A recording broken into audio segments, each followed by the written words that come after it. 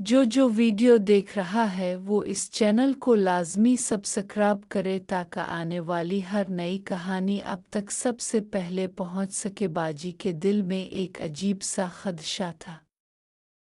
उन्हें लग रहा था कि शायद मैंने उन्हें साजिद के साथ देख लिया है, इसीलिए उन्होंने साजिद को फौरन जाने को कह दिया और वो चला गया। जब मैं बाहर निकला तो बाजी ने मामूल के मुताबिक खाने के बारे में पूछा, मगर उनका चेहरा कुछ उतरा हुआ था और वो बहुत खामोश दिखाई दे रही थी।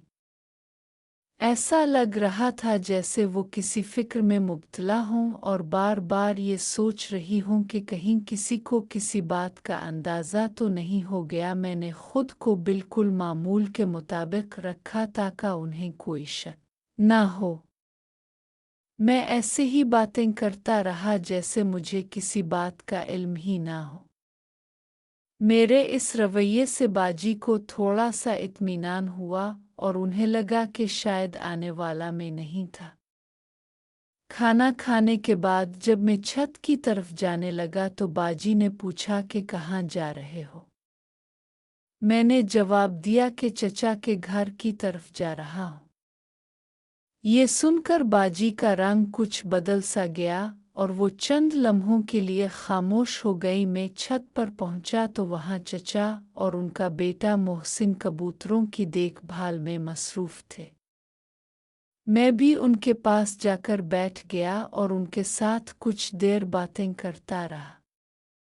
थोड़ी देर बाद मुझे याद आया कि मुझे घर से एक चीज़ लेनी है, इसलिए मैं दोबारा नीचे आ गया।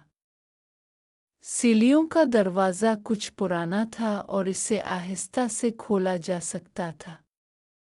मैं खामोशी से नीचे उतरा और अपने काम में लग गया। उधर बाजी के ज़हन में तरह तरह के ख्याल आ रहे थे।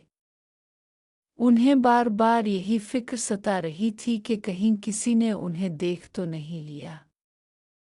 इसी परेशानी में वो कुछ देर बाद छत पर आए ताकि देख सकें कि सब कुछ ठीक है या नहीं। उन्होंने उधर उधर नज़र दौड़ाई मगर मैं वहां मौजूद नहीं था। इस बात ने उनके दिल में मज़ीद वसवसे पैदा कर दिए। इसी दौरान मोहसिन छत पर कबूतरों को दाना डाल रहा था। इसकी नज़र अचानक बाजी पर पड़ी तो इसने मुस्करा कर सलाम किया। बाजी ने भी हल्की सी मुस्कुराहट से जवाब दिया मगर उनके दिल में बेचैनी अभी तक मौजूद थी।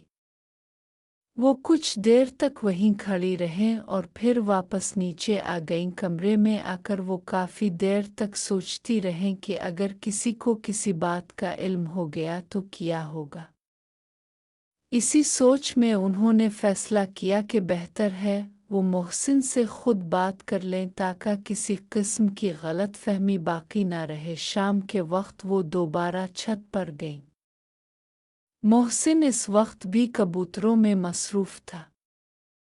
बाजी ने हल्की सी आवाज़ दी तो इसने सर उठाकर उनकी तरफ देखा।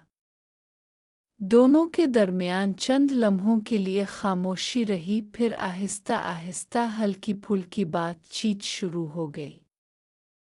फिज़ा में हल्की सी झिझक भी थी और मुस्कुराहट भी। यूं दोनों के दरमियान एक मोहतात मगर दोस्ताना गुफ्तगू का आगाज़ हो गया।